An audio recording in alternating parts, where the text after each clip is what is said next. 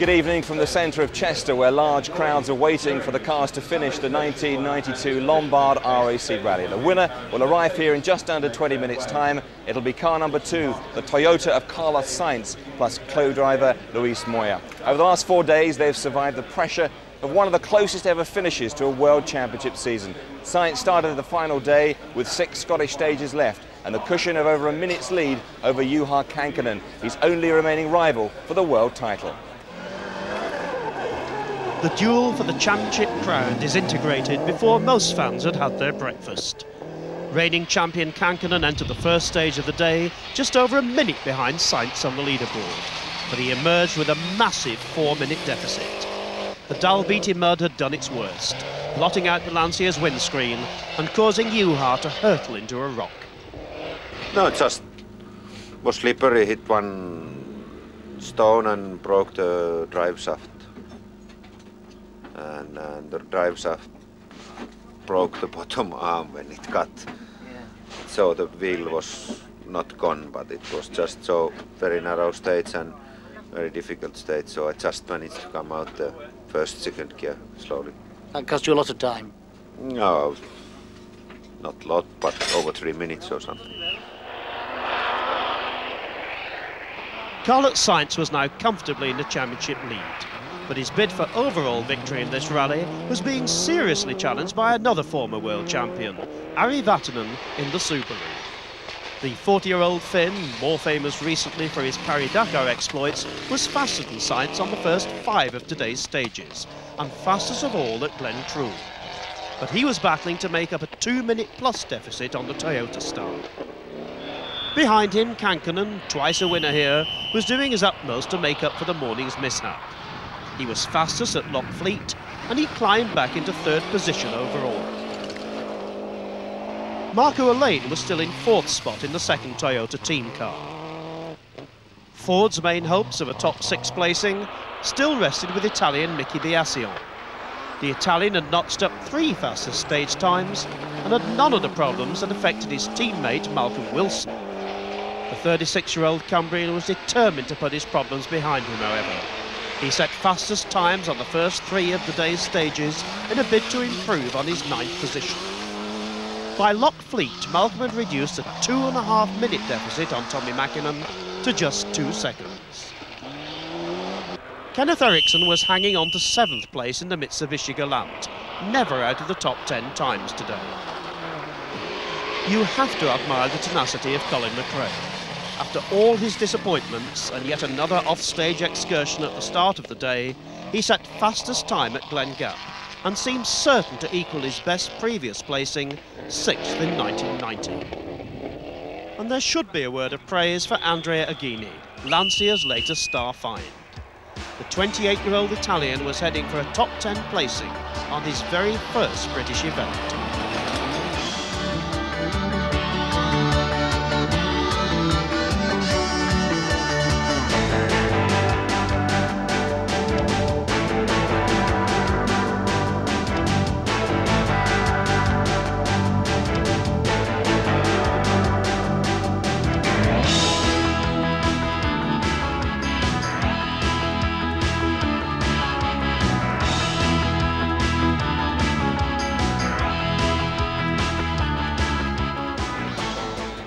So this is the final leaderboard, and a convincing win in the end for Sainz, 2 minutes and 16 seconds ahead of Ari Vatanen, who's driven so well in his Subaru. Then it's Kankkunen, Alain, Biasion and Colin McRae, as he was last year, 6th.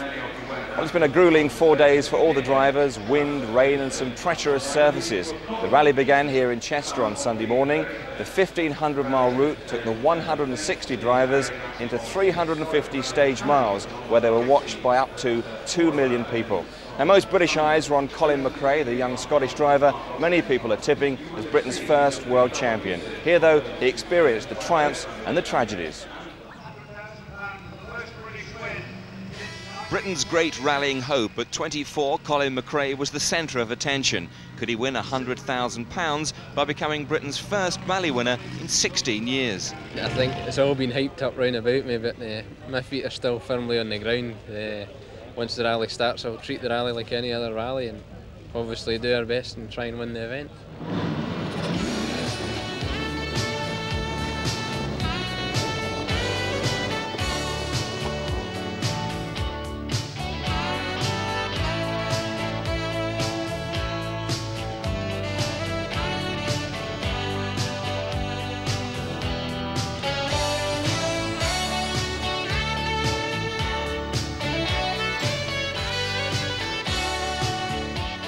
On day one, McRae drove right on the edge. He was in the top 5 fastest in 6 of the 9 stages. By evening, he was third, just 25 seconds behind the leader, Carlos Sainz. If day one was quick, day two was even quicker for McRae's Subaru in the Welsh Forest. He set fastest times on 5 of the 10 stages. British hopes were high. McRae hauled in Sainz, then overtook him, at one time opening up a 12-second lead. He was looking totally motivated. That £100,000 prize was looking a possibility. The Subaru team were delighted. The script, they said, just couldn't have been better. By nightfall, McRae was the rally leader, 2 seconds ahead. The Welsh Forest had simply flashed by. But how things change. In the sunshine of the Lake District, it all started to go wrong. A puncture here which had been preceded by a minor accident on his way to the first Grisdale stage. Then things went from bad to disastrous. A problem with his front brakes left him with no rear drive. A transmission change looked the only answer.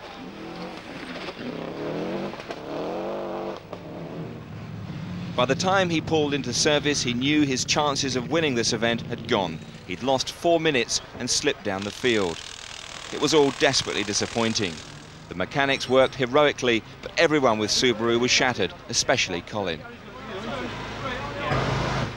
I don't think words can describe it. What was the problem, really? We lost the front brakes in the stage, and as a result of that, it broke the transmission because we were braking the rear wheels all the time, and we only had front drive for 17 miles and no brakes. So it could be said that Grisdale isn't really your favourite forest? Not at the moment, no. There you go, baby. Here am I. Well, you left me here so I could sit and cry. Golly gee, what have you done to me? Well, I guess it doesn't matter anymore. The sadness of poor old Colin McRae, but surely his day will come. So with McRae out of the way, the big three took over this event. Sainz, Kankkunen and Oriol all in contention for the world title. And they fought it out on one of the toughest rallies in the world. The three-way championship battle was, of course, an unexpected bonus for British rally fans. The season had been dominated by Didier Auriol with a record 6 victories in his Lancia, and all the experts expected him to have become the first ever French world champion long before the teams gathered in Chester. And yet, after technical traumas in San Remo and Spain, he arrived here in 3rd place. A home victory in the Catalonia rally, added to wins on the Safari and San Remo, had unexpectedly rocketed Carlos Sainz to the top of the title table. Could the 30-year-old Spaniard throw a Toyota spanner into the Lancia Works' ambitions? Could he prevent reigning champion Juha Kankkunen, just 2 points behind him, and the frustrated Frenchman only 3 points adrift, from achieving a Lancia double? Carlos threw down the gauntlet from the very first stage at Alton Park horribly early on Sunday morning. Fastest also at Weston and Donington, he led the rally at the end of the first day and was 27 seconds clear of Kankkunen and 40 seconds clear of Auriol. Only Kankkunen had managed a faster stage time at the far from stately, very muddy Chatsworth stage. On Monday, Didier Auriol struck back. He was fastest on the first Welsh stage and climbed up the leaderboard in spectacular fashion, amongst the top 3 fastest cars on 6 stages. He ended the day just 47 seconds behind Sainz, with Kankkunen 15 seconds behind him. The championship was therefore still wide open as the challengers headed into the Northern Forests, and McRae's mishaps meant that the 3 title seekers were 1, 2 and 3 on the leaderboard. Sainz set 2 fastest times to hold his fragile lead. Auriol was quickest on 3 stages, Kankkunen on 1. Something had to give, and it was Auriol who ran out of luck when a spark plug disintegrated on the first Kielder stage. A multi-million-pound bid for the championship, halted by a part costing just £1 or £2. Lancier's luck ran out again on the final morning. Kankkunen splashed through a mud hole, couldn't see, and smashed off the track into a rock. It cost him 3 minutes, and Sainz had a 4-minute championship cushion. All he had to do was stay on the road and avoid mechanical gremlins to win the championship for the second time in 3 years. Well, clearly McRae was the Briton everyone was talking about here, but there were other outstanding British performances, both in the Group A and Group N classes. Barrie Gill now reviews the best of the Brits. No one put up a more doggedly determined performance than Malcolm Wilson. It was feared he might be off the pace after a year away from the action, testing the new Escort. Not a bit of it. Despite turbo and transmission problems in Wales and hitting a rock in Kielder, he set 7 fastest stage times and thoroughly deserved his best ever Lombard result, 9th overall. Alistair McRae crowned an already supremely successful season with a virtually flawless performance in his Shell Scholarship car. Having won this year's British Group N Championship, he showed the World Group N champion Gregoire de Mervius the way home. He took victory by nearly 9 minutes. We just can't wait to see how he fares when he joins brother Colin in the Subaru team next season.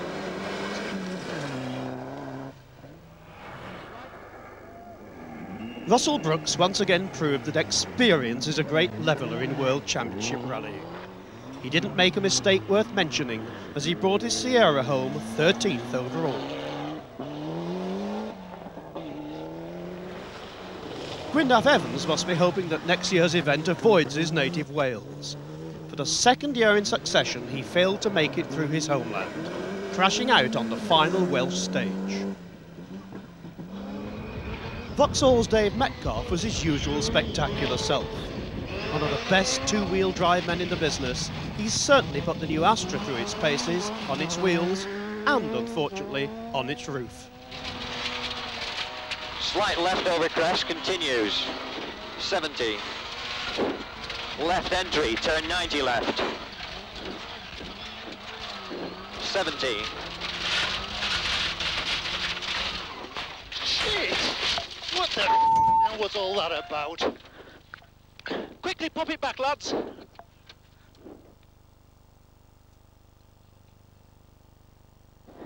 Go on, good lad. Go on. Go on. Go on. 20. K left. He finally came to grief in Kielder. Johnny Milner is certainly another great British prospect. He only tested his four-wheel drive Sierra for the first time 4 weeks ago, yet the Yorkshireman finished a splendid 16th today.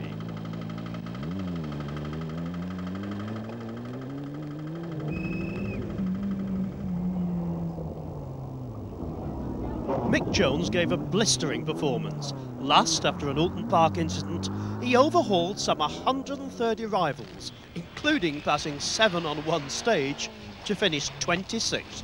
Well done, Mick. What a performance. Well, now the end of a Lombard RAC rally is always an event that brings thousands to the street. It has here tonight, and that's certainly the case here in Chester. Our man with the microphone, Tony Mason, as ever, has been sampling the unique atmosphere. Hello, Tony. Hello, Tony. How are you? What brings you to this thing? I come out from Bournemouth and I've been out for 2 or 3 days. Got wet through twice and I had a bad time, really. So brilliant. Pretty winner and an English winner. What's the appeal of rallying, do you think? I think it's just the speed and just everything about it. It's just so fast and it's all outdoors and it's just like it so much. Have you been out in the forest watching? Yeah, I've been out a few times up there and it's been great. You've got a good position on the grid here to watch it. How long have you been here? How long have we been here? 3 o'clock? No, 5 o'clock. 5 o'clock. 5-ish. 3 or 4 hours before the cars come? Yep. It's cold. Just slightly. Who have you been supporting on this rally? Great. So how do you feel about him not winning? Yeah. It's not like what you can say. It's one of those things, isn't it? It's rallying. What brings you to this event? What brings me here? I just love coming. Have you been out watching the rally during the week? Yeah, Grisdale and at Chatsworth. Really? So you've done quite a mileage? Yes. Do you think it's worth it just to see a car whiz past in a few seconds? Brilliant, brilliant. Yeah, love it. Oh, here we've got a Toyota supporter, so you've picked the right one. Yeah. Do you like rallying? Yeah. So you know who's won it then? Yeah. And tell me about Carlos Sainz. He's a good driver. Have you been out following the rally? We followed quite a bit on Sunday, yeah, at Chatsworth, and got stuck in the mud for 3 hours, but it's good fun. Is it worth getting stuck in all the traffic and all the mud just to see a car for a couple of seconds? Most certainly, most certainly. Best sport in the world. Now, what's your interest in the rally? Well, I like the speed of it, you know, and gets the adrenaline going. You look an enthusiast, you've got your badge and your hat. Well, no, I've been round for about 5-6 years now, following it around with my mum and dad and everyone. Well, the winner arrives here in a couple of minutes' time. Meanwhile, Trab Mania has hit Chester tonight as fans await the arrival of what has undoubtedly become the most popular car to enter this event for many years. The 47 horsepower, two-stroke German-built Trabant of Michael Kalfuss and Günther Friedman. The car's become an instant cult. A local Trabline phone service has been set up and a Chester firm has been busy producing Trabs a Fab t-shirts. Some cynics said the car would never get past the first day, but Michael, determined to rally in Britain after seeing a video of the Manx Rally a few years back, has proved everybody wrong.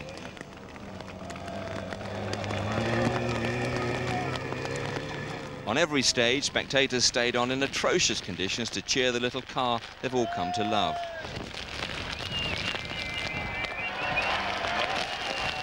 We sent our intrepid Aussie Ross Dunkerton out to track the Trabant in action. Excuse me, mate, you haven't seen where the service is for the Trabant, do you? Trabant services? Yeah. No, he services that one out the boot, I think. Out of the boot? Yeah. The Trabant services his car out of the boot? It's the Trabant, of course.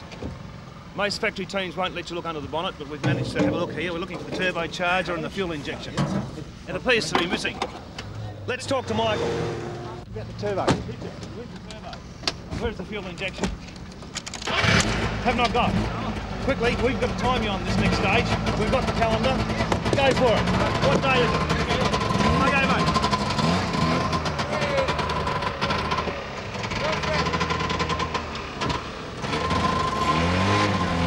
Well, there he goes. As you can see, the pressure of that service. Not even enough time to talk to the Top Gear reporters. What's happening today is that it appears that he's been able to get the traction, the power onto the ground in the dry conditions, which is the biggest problem he's got now. Is he'll probably wear out the only set of tyres he's got.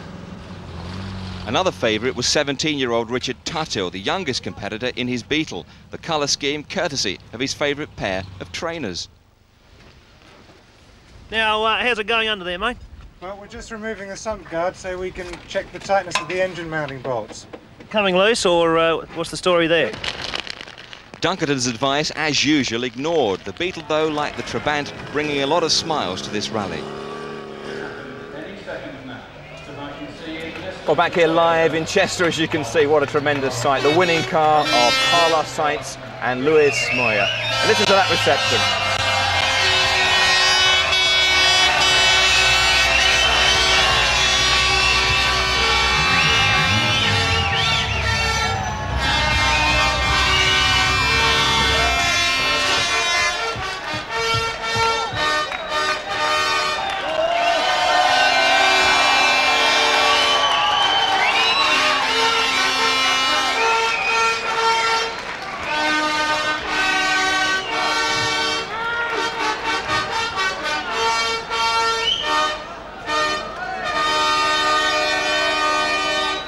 Ladies and gentlemen, the winners of the 1992 Lombard RAC Rally and the new world champions, Carlos Sainz and Luis Moya.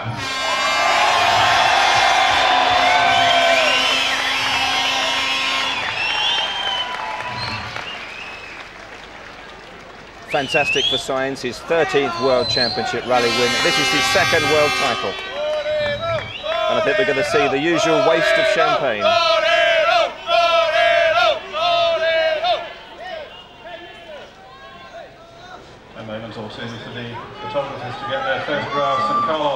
He's been remarkably consistent, you know, in the RAC. He was second in '89, first in '90, third in '91, and first this sheer, and there it goes. And we're all getting a bit wet.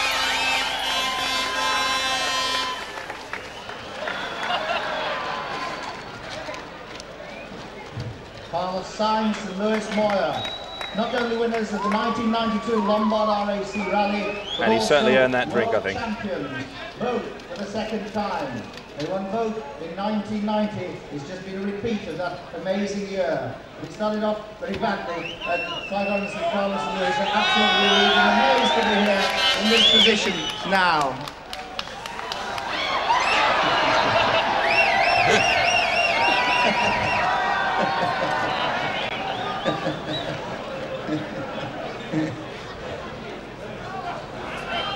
So, Carlos now giving the champagne to the very important team members, of course. Carlos, congratulations, fantastic. What a brilliant drive. How does it feel to not only win the Lombard RAC, but also the World Championship again? Now I feel much more relaxed for sure than in the past 3 days, because it has been really a quite exciting 3 days driving, and now I feel really good. Now, how hard has this rally been? It was really hard because, you know, if you make a mistake, you lose all the championship, not only the rally. And in this rally, it is really very easy to make a mistake. The conditions were very slippery, and it was, for us, it was perfect. The car was working very well, the team as well, and everything was going perfect. How much more pressure was there on you this year on this last round with this World Championship? Okay, we knew that we have to try to win Spain, and we have to try to win here in RAC. And it was only one solution, and we tried, and luckily we get it. Now, Lewis, your co-driver here, you tell me, what was the pressure like inside the car? Was he different on this rally? No, I think he was more concentrated. I tried to be more concentrated, but I think we both got very old in this rally. You put on a few years, did you? I think 1 year per day at least. The amazing thing about you two is that you rally together all year for like 10 months of the year away from home and everything. I mean, don't you see too much of each other? No, well, I think I have to get married with Carlos now because you know him better than my wife. But anyway, no, we are very good friends, and you have to be a very good friend. We spend 12 hours a day, 300 days a year inside of this car, so if you're not a good friend, then you will fight against each other, so it's better to be like that. You even go on holiday together sometimes. Yeah, okay. We don't have time for holiday, but... Can you stop, please? Because they are starting to think something else already, yeah? Now, Carlos, tell me, what is the relationship like between you and the other drivers? Didier Auriol was favourite to win the championship, and Juha Kankkunen won it 3 times. How do you all get on? Is there the rivalry like there is in Formula One? Okay, that is, I think it's a good moment just to say that all these rumors, even in Catalonia Rally, that I had a problem with Didier and this, it's nothing true, and we had no problem. The same with Juha, we have a good relation, and Juha was very kind with me just a few minutes ago, very nice words, and I think he and myself and Didier, we try to keep in a good relation. Now, you've won 2 Lombard RAC rallies, you've been second on 2, and you've competed for the last 7 years and always finished, and you say it's your favourite event. How true is that? Oh, it is one of my favourite for sure. I was here 6 times, finished 6 times, winning in 2 times seconds, so I think it's a good rally for me. Now tell me, which is the best bit of the rally? The best of the rally, it's the rally the way it is. I mean, it's so slippery and nice roads, nice ambient, and public as well. The people is following even when it is 0 degrees or under 0. Very, very good ambient in the rally. Which part of the rally do you dislike? Okay, that is difficult, but some stages are a little bit too fast, maybe. How fast has Carlos been driving on this rally compared to the others? I think we've been driving 120% sometimes. There were some difficult moments during the race, but we got here with a brand new car almost. so we didn't touch it, and it was very difficult to drive in those conditions. When you go only 2 times over the stages, and then you go in the dark and it's slippery, and you do 120 kilometers an hour average, that is a high speed, and to reach the end without any problem, it's really good success. Certainly is, and not a scratch on the car. No, it looks brand new. So. Brand new, there we are. Thank you very much. Congratulations, Carlos and Lewis. Brilliant. Congratulations there to Carlos Sainz. Tremendous atmosphere here, I can tell you. He's the winner of the Lombard RAC Rally, and of course with it the World Championship. It's been a rally that lived up to expectations. We had the bad weather, of course, controversy on those stages yesterday with spectator demonstrations. In the end, though, it was all about rallying. A fierce battle won by the Spaniard, Carlos Sainz. From us all in Chester, a very good night.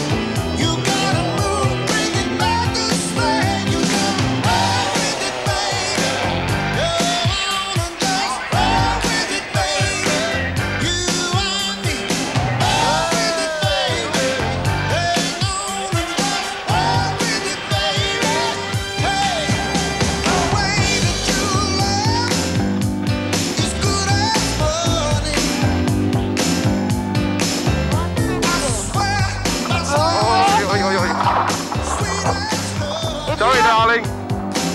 If you just listen. I've listened, it just got me out.